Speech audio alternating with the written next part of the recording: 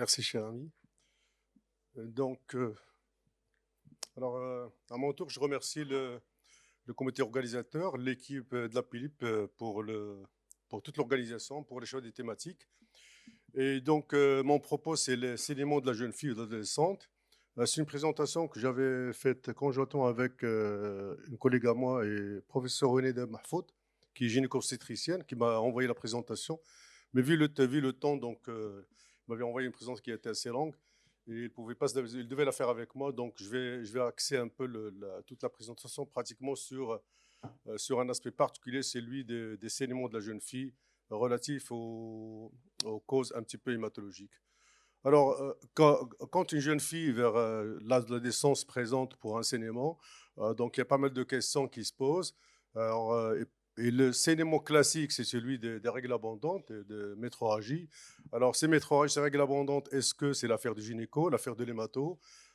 C'est un trouble d'hémostase, c'est un trouble hormonal, c'est quoi la question?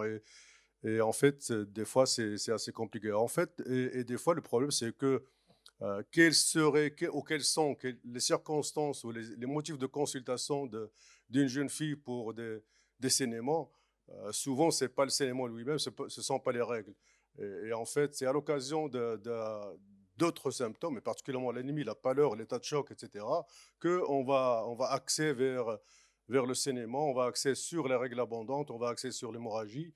Et c'est là où un peu je dirais le diagnostic devient important. Et là, alors, le rôle, c'est un rôle bien sûr de pédiatre, de son médecin traitant, et que par rapport à un certain nombre d'éléments, est-ce qu'il va confier, est-ce qu'il va s'en occuper lui-même, est-ce qu'il va confier la jeune fille à l'endocrino, à l'hémato, au gynéco-obstétricien. Donc voilà, c'est toute la problématique. Et donc je vais commencer, donc je vais essayer d'argumenter un peu ma présentation par deux cas cliniques en essayant de. Alors, le premier, c'est Fatem Zahra, il a 12 ans. Alors, elle consulte d'emblée pour une asthénie sévère avec une pâleur, enfin une asthénie avec une pâleur sévère, donc une pâleur intense. Et en fait, quand on pose la question, donc il avait ses premières règles, enfin des règles abondantes qui duraient depuis 10 jours. Bien, tout de suite, vu l'état pour lequel se présenter, alors bien sûr, la conduite, c'est la stabiliser. On prend une voie veineuse périphérique, on fait un remplissage. Et là, bien sûr, on pose des questions, on examine et on explore. On pose des questions. En fait, les premières règles sont apparues pratiquement il y a 6 mois. Et en moyenne, ça dure 12 jours.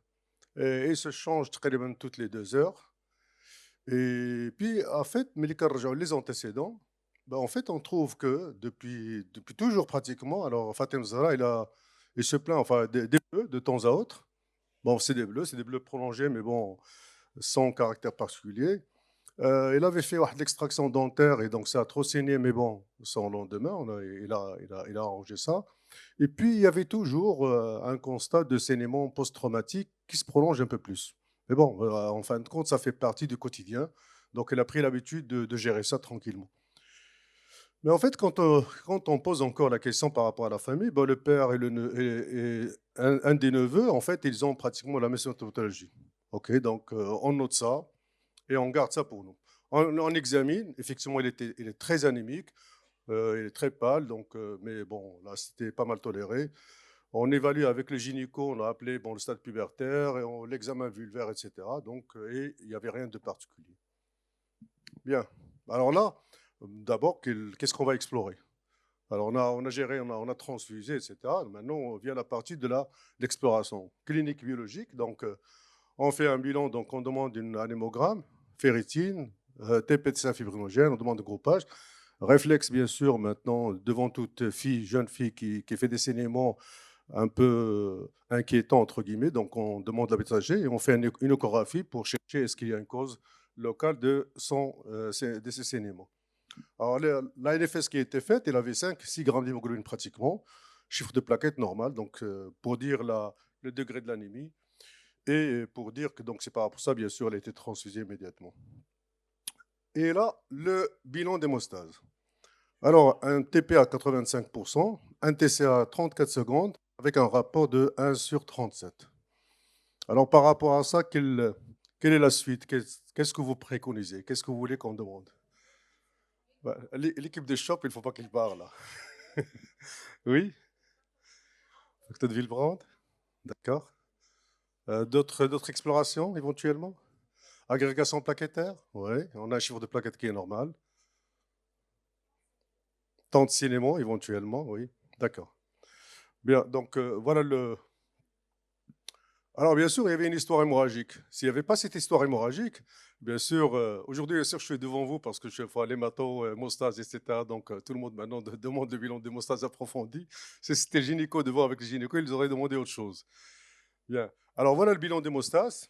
Et voilà ce qu'on reçoit. Alors le facteur 8, il est à 76%. L'activité facteur d'activité de Villebrand, il est à 10%. Et l'antigène Villebrand, il est à 46%. Donc vous avez demandé un bilan d'hémostase et le biologiste vous a répondu ça. Quelle est votre conclusion? Pardon? Je sais pas. On peut? Ah oui, là tu es à côté, bien sûr. Alors, parce que ce qui arrive, c'est que effectivement, on demande des bilans comme ça. Mais déjà, alors, avant de demander le bilan, la- le, le TP, le TCA, là, il est normal ou comment il est déjà? Parce que là, on n'était pas parti. Parce que. Ouais. Comment? Il est allongé? Chichouïa. Un petit peu. En fait, c'est là où il fallait qu'on se tarde un peu, parce qu'en fait, des fois, vous recevez un bilan qui est limite. C'est-à-dire que, effectivement, maintenant, on est un petit peu averti parce qu'on est dans une conférence autour de pathologie de l'hémostase, donc tout de suite, on réfléchit à ça. Mais lorsque vous êtes dans le quotidien et vous recevez un bilan comme ça, vous n'avez pas souvent le réflexe de dire, je vais approfondir, je vais demander un bilan plus, je dirais, un peu plus détaillé par rapport à ça. Donc, on est dans des chiffres normaux, là, pratiquement. Vous voyez, si, alors maintenant, moi, je vous ai raconté que nous avons cherché l'histoire hémorragique.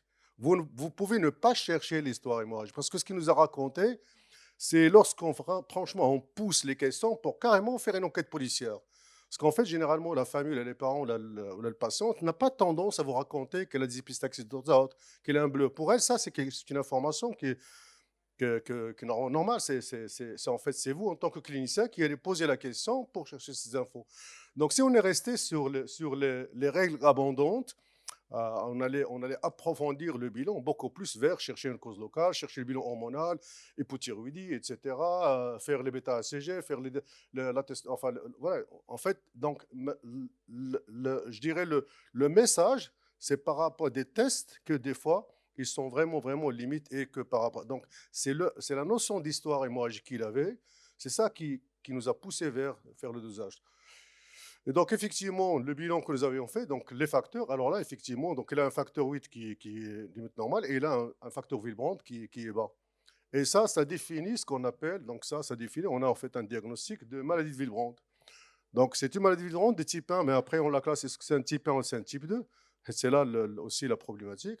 Et par rapport à ça, c'est le rapport 8 activités sur 8 antigènes qui, quand on a une valeur moins de 0,6, on est dans le type 2. Et dans le type 2, c'est une maladie de Villebrand de déficit qualitatif. Et c'est là où les symptômes, parce que les valeurs du Villebrand ne sont pas trop basses. Donc, c'est une fille qui peut avoir une vie normale, mais elle risque d'avoir des accidents hémorragiques beaucoup plus sévères. Donc, en fin de compte, à la fin, c'est une jeune fille qui a une maladie de Villebrand de type 2, et donc symptomatique, et c'est ça qui fait. Alors, dans la vie de tous les jours, il n'y aura pas beaucoup de problèmes. Alors maintenant, les règles abondantes, comment il faut les gérer? Donc, il y a les règles qui ont donné naissance à une anémie sévère, mais ça, c'est pas tout le temps. Donc, il passe par des périodes où les règles sont plus ou moins normales, et des fois, les règles abondantes, parce que la particularité, c'est que le facteur Villebrand, dans ce forme de type, il est très variable. Donc, lorsqu'il passe par des périodes d'infection, de stress, etc., ben, le facteur, il augmente. Et donc, ça se corrige. Il peut passer par des périodes où la vie, je dirais, la symptomatologie hémorragique n'est pas au premier plan. C'est par rapport à ça qu'il a toujours vécu une vie normale, jusqu'à ce que, en fait, l'élément révélateur, c'était les règles abondantes qui a donné à une anémie sévère. Mais il avait toujours supporté ou géré ces règles. Alors maintenant, c'est la conduite à tenir. Comment il faut gérer? Alors là, comme c'est ça ce que j'avais dit. Donc, on a une consultation avec une gynéco qui a l'habitude maintenant de voir ces jeunes filles. Et donc, on commence par, première étape, c'est les antifibrilitiques. On peut la mettre sous antifibrilitiques type Hexacil et compagnie. Sinon, on peut proposer, et c'est ça ce qu'on commence à faire, on peut proposer de la contraception pour bloquer les règles.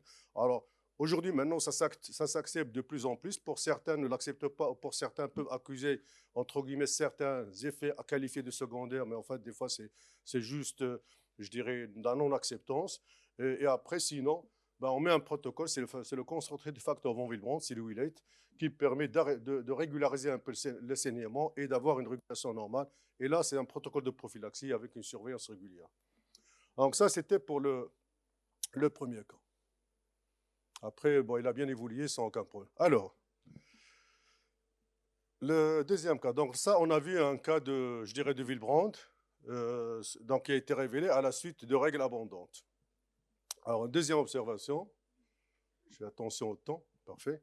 Alors, Khadija, 14 ans, il a été adressé par son médecin traitant pour la même chose, pour la même symptomatique. Donc, des règles prolongées, abondantes, et qui ont carrément donné lieu à, comme vous voyez, à une anémie à 4 grammes d'hémoglobine. D'accord. Alors, elle a des ménages qui ont commencé il y a 4 mois.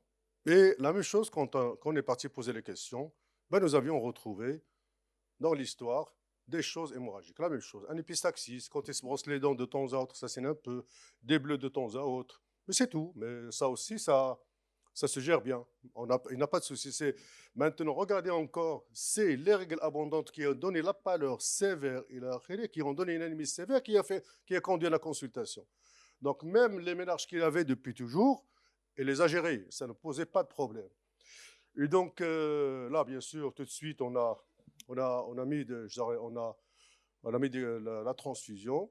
On a fait une écho qui s'est révélée normale, bêta-HCG négative. Alors, la suite, qu'est-ce qu'on fait?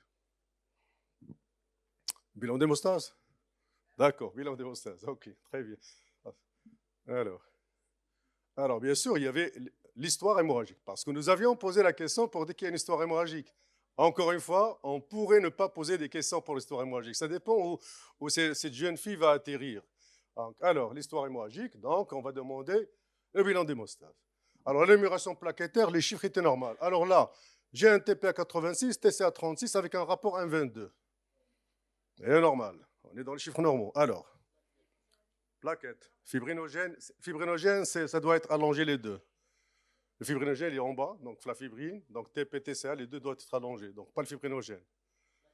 Plaquette, oui, donc on doit faire un test d'agrégation plaquettaire pour chercher une thrombopathie. Alors, est-ce qu'on peut penser encore au Willebrand ou pas? Non, il n'est pas allongé. Oui. Ok, alors la suite. Eh bien, on fait le Willebrand.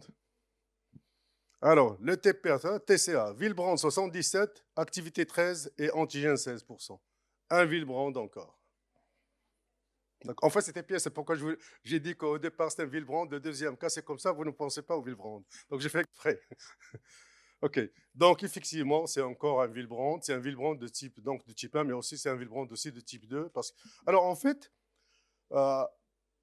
une information importante, les tests globaux, le TP, le TSA ne s'allongent que lorsqu'on a un taux de facteur de l'hémostase, de la voie endogène exogène inférieur à 30%. Dès qu'on a un taux de facteur supérieur à 30%, les bilans d'hémostase reviennent normaux. Donc, les tests standards normaux n'excluent pas une pathologie de l'hémostase avec. Donc, en fait, le facteur qui allonge le TCA, c'est le facteur 8. Dans le maladie de Willebrand, le facteur 8, il reste dans des chiffres normaux. Vous voyez ce que j'ai dit? Donc, en fait, le Willebrand, il a une activité parce que l'activité de Willebrand, il a deux rôles. Il agit sur l'agrégation plaquettaire, donc c'est lui qui permet d'aller au niveau de l'hémostase primaire. Donc, c'est là où on a les échémoses, etc. Le deuxième rôle du facteur 8, il protège le facteur 8. Donc, quand on a un Willebrand qui est bas, ben, on baisse le facteur 8, mais pas trop bas, sauf dans le type 3, c'est-à-dire la maladie de Willebrand sévère. C'est là on a le facteur 8, il est bas, c'est des retours de moins de 5%, etc. Et c'est là on a des TC allongés. Mais dans le type 1, le type 2, qui est la forme la plus fréquente, le Willebrand, il existe dans 1% de la population générale. Donc, c'est une pathologie qu'il faut aujourd'hui, enfin, le message que je souhaiterais passer, c'est là dans les conclusions, c'est qu'il faudra y penser devant toute symptomatologie hémorragique chez la jeune fille. Donc, vraiment y penser parce que c'est. Et donc, effectivement, il a un Willebrand. Donc, la conclusion, c'est qu'effectivement, il a un Willebrand. Voilà, donc avec un phénotype hémorragique qui a conduit ça. Donc le rapport, il est à 0,8, donc il n'est pas inférieur à 0,6. Donc c'est un Villebrand de type 1, mais c'est un Villebrand de type 1 symptomatique. Donc dans la vie de tous les jours, ils sont bien, ils sont normaux. Ça, mais après, ils peuvent avoir des signalements comme ça, des règles abondantes, et ils peuvent faire des anémies sévères. Voilà. Alors maintenant, c'était quelle est la conduite, comment il faut gérer ce genre de...